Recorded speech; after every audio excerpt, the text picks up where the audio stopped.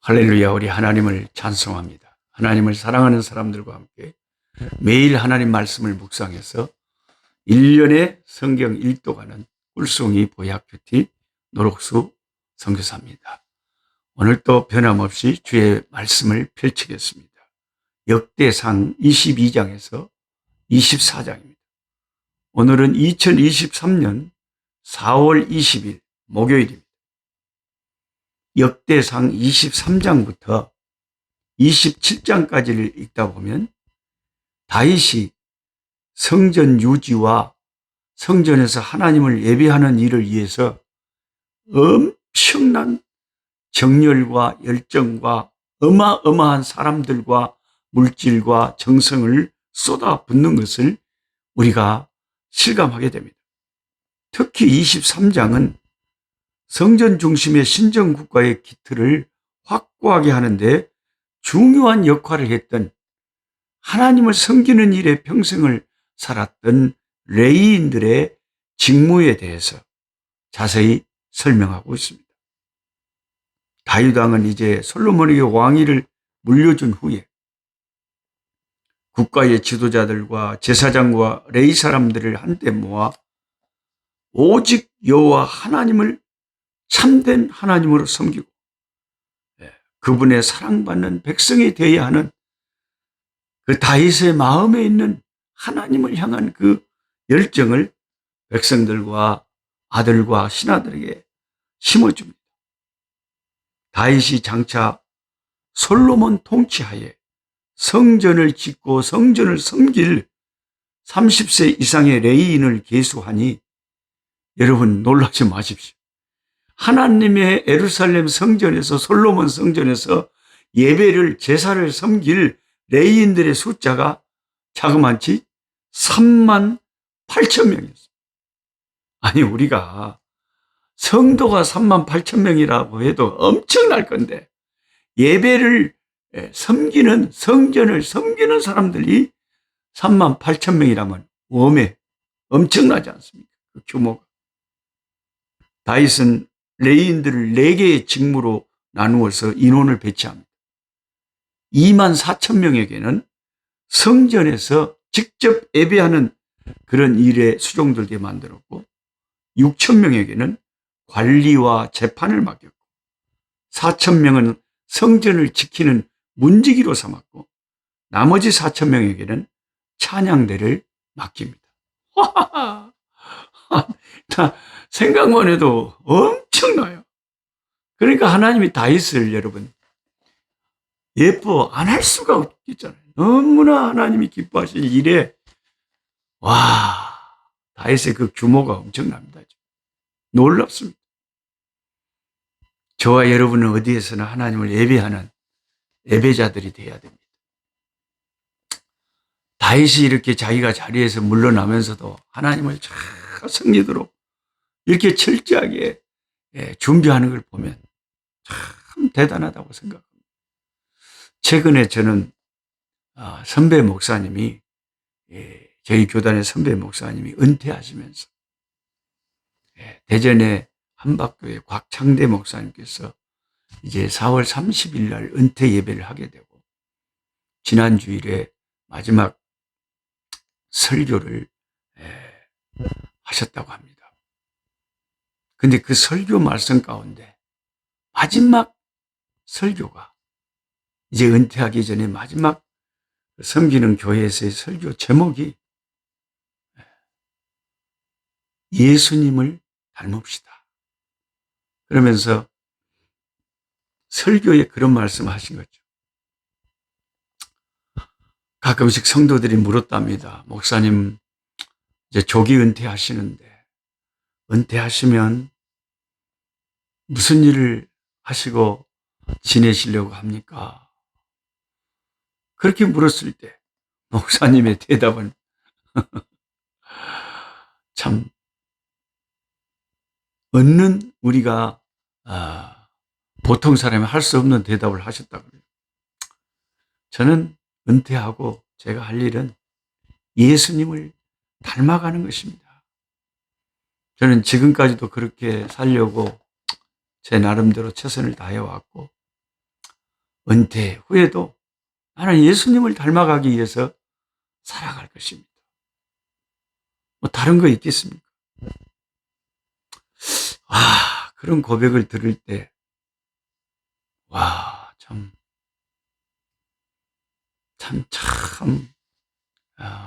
우리가 본받고, 도전을 받아야 될 참 귀한, 그 신앙 사상을 가지신 목사님이시다 하는 절로 참 감탄이 나옵니다. 우리 같으면 그냥, 은퇴 후에, 다른 말을 할 것 같은데, 은퇴 전이나 은퇴 후나 평생의 삶의 목표가 예수님을 닮아가는. 이거 여러분, 우리가 그것을 인생 목표로, 철학으로 삼고 사는 것이 얼마나 귀한 신앙입니까? 다윗의 모습이 그런 모습이었다. 자기가 자리에 물러나면서도 하나님을 예배를 잘 드릴 수 있도록 엄청난 인력과 엄청난 재정과 하나님의 성전과 이런 것을 온전히 드릴 수 있도록 다 준비를.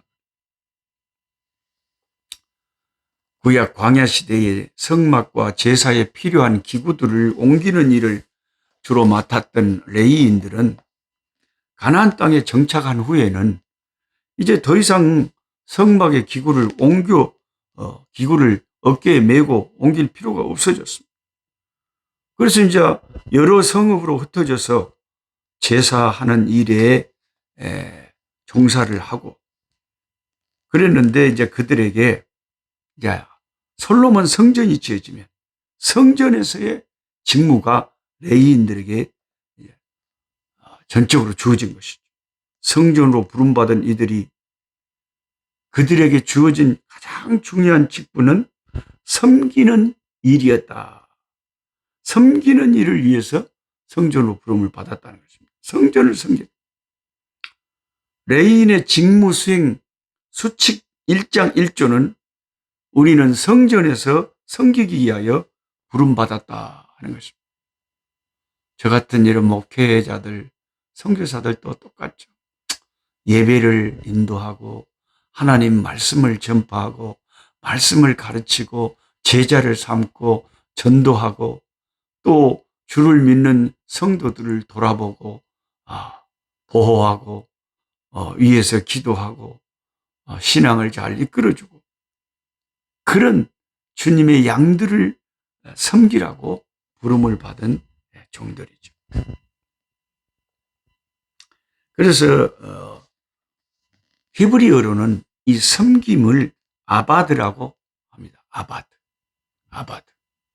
이 아바드는 그냥 노예가 주인한테 무조건 굴종을 하면서 막 섬기는 그런 뜻이 아니고, 레위인의 섬김 아바드는 도와주는 섬김. 그러니까 남을 잘 이렇게 제사장을 도와서 레위인들이, 같은 레위인이라도 아론의 그 계열은 제사장이 되어서 이제 제사를 정말 총지휘를 하고, 레위인들은 그런 제사장들을 잘 섬기고 도와서 예배를 하나님 앞에 드리는데 섬김을 하라고 부름받은 자들이다 하는 것입니다. 이 직분은 아론의 자손을 도와 여호와의 성전과 뜰과 골방에서 섬기고 또 모든 성물을 정결하게 하는 일, 곧 하나님의 성전에서 섬기는 일, 또 진설병과 고운 가루의 소재물 곧 무교 전병이나 과자를 굽는 것이나 반죽하시는 것이나 또 모든 저울과 자를 맡고, 성전에 할 일이 한두 가지가 아니었습니다. 물 떠오는 것도 일이었습니다. 하여튼 레위인들의 첫 번째 직무는 뭐냐 물어보면 정답은 제사장들을 돕는 그런 일이었다. 섬기는 일 하는 거죠. 병원에서는 우리가 얼른 종합병원 생각하면 의사, 간호사들만 있을 거라고 생각하지만 그건 오산입니다. 그렇지 않습니다. 관리하는 사람도 있고요. 청소하는 사람도 있고요. 병원에서 요리하는 사람도 있고요. 수납하는 사람들도 있고요. 행정하는 사람들도 있고요. 예. 다양한 사람들이 있어서 종합병원이 운영이 되는 거죠. 교회도 마찬가지입니다. 교회는 예배를 인도하고 설교하는 목회자만 있는 게 아닙니다. 예배의 안내도 해야 되고 또 관리도 해야 되고 주차 또 이것도 섬겨야 되고 찬양대도 섬겨야 되고 주방팀도 있어야 되고 개수 얼마나 모였는지 또 세는 사람도 있어야 되고 상조팀이 있어가지고 또 뭐 장례를 당하거나 또 경사가 있거나 이런 일에도 또 함께 해야 될 다양한 역할을 맡은 여러 성도들이 이름 없이 빛도 없이 아바드 섬길 때 그 교회는 은혜로운 교회가 되는 거죠. 그래야 예배될 수 있고 교회가 제대로 돌아갈 수가 있다는 거죠. 예. 레인의 섬김은 제사장을 섬기는 것이고 그리고 예배 드리는 것을 섬기는 것이죠. 역대상 23장 30절에서 31절을 보면 아침과 저녁마다 서서 여호와께 감사하고 찬송하며 또 안식일과 초하루와 절기에 모든 번제를 여호와께 드리되 그가 명령하신 규례에 정한 수요대로 항상 여호와 앞에 드리며 얼마나 많은 성전에서 섬길 자들이 필요했겠습니까? 레위인들의 직무 대부분은 성전 제사를 중심으로 기능했습니다. 특히 어떤 레위인들은 아침 저녁으로 드리는 제사에 참여하여 찬양하며 섬깁니다. 성번을 따라 매 안식일과 초하루와 절기 제사에 참여하여 또한 제사장들을 섬깁니다. 이 섬김으로 번역된 히브리어 아바드는 예배로 또 번역이 됩니다. 섬김과 예배 두 가지로 번역이 되는 거예요. 영어도 똑같잖아요. 서비스가요, 섬김이잖아요. 서비스입니다. 섬기는 거죠. 근데 그 서비스가 예배도 되는 거예요. 선데이 서비스, 주일 예배죠. 예배를 뜻하는 단어로도 이 섬김이라는 아바드가 쓰인다는 거죠. 그러니까 예수 믿는 우리들은 레위인들처럼 섬김의 사람들이자 동시에 예배의 사람들이라고 할 수 있습니다. 여러분, 섬김과 예배에는 굉장히 아주 긴밀한 연관성이 있습니다. 공통점이 있습니다. 둘 다 자신의 자아를 죽이고 상대를 높인다는 데죠. 여러분, 예배를 잘 드리는 분들은 하나님을 높이고 하나님께 경배하잖아요. 그러니까 하나님을 잘 예배하고 섬기고 경배하는 이 사람들이, 예배를 잘 드리는 사람들이 다른 사람도 잘 섬긴다. 그 섬김이 체질화되는 거죠. 하나님을 섬기고 이웃을 섬기고 성도들을 섬긴다. 예배는 잘 드리는데 성도들을 잘 섬길 줄 모른다. 그거는 참된 예배자가 아니다. 다 긴밀하게 연관이. 서비스는 섬김이고 예배라. 아바드. 그러니까 여러분, 우리가 삶에서 이렇게 남을 자꾸 섬기고 사랑하고 돕고 다른 사람들과 좋은 관계를 맺고 이런 일이 예배에서 하나님을 높이고 하나님과 좋은 관계를 맺고 하나님께 영광을 돌리는 그런 것하고 긴밀하게 관계가 되어 있다는 거죠. 그런데 여러분, 가끔 그런 경우도 있잖아요. 교회는 열심히 오랫동안 다니는데 아주 이웃과 다른 사람과의 관계가 아주 영 안 좋다. 그것은 참된 예배자의 모습이 아니다는 것입니다. 기도하겠습니다. 아버지 하나님, 참 말씀을 읽으면 읽을수록, 묵상하면 묵상할수록, 말씀을 깨달으면 깨달을수록 참 심오하고 오묘합니다. 다윗이 그 수만 명의 3만 8천 명의 레인들을 동원해서 앞으로 자기 아들 때에 지어질 솔로몬 성전을 그렇게 철저하게 예배가 가득 찬 성전으로 그렇게 섬기겠다는 놀라운 기록을 보게 됩니다. 하나님, 우리가 예배에 얼마나 정성을 쏟아야 되는가를 이런 본문들은 잘 보여주고 있습니다.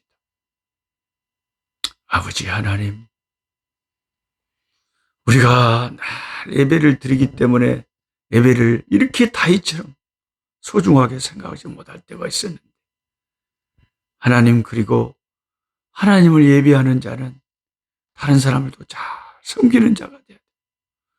다른 사람을 잘 섬기는 그런 자세가 하나님께 또 좋은 예배를 드릴 수 있는 아버지 준비가 되는 줄 압니다. 예배와 섬김은 같은 뿌리에서 나오는 동일한 열매인 줄 압니다.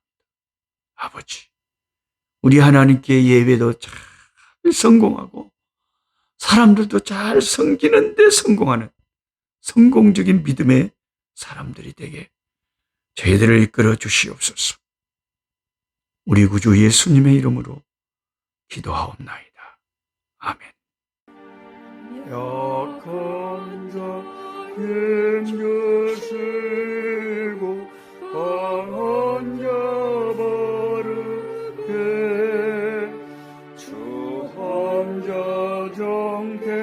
정케함이 주님의 뜻이라.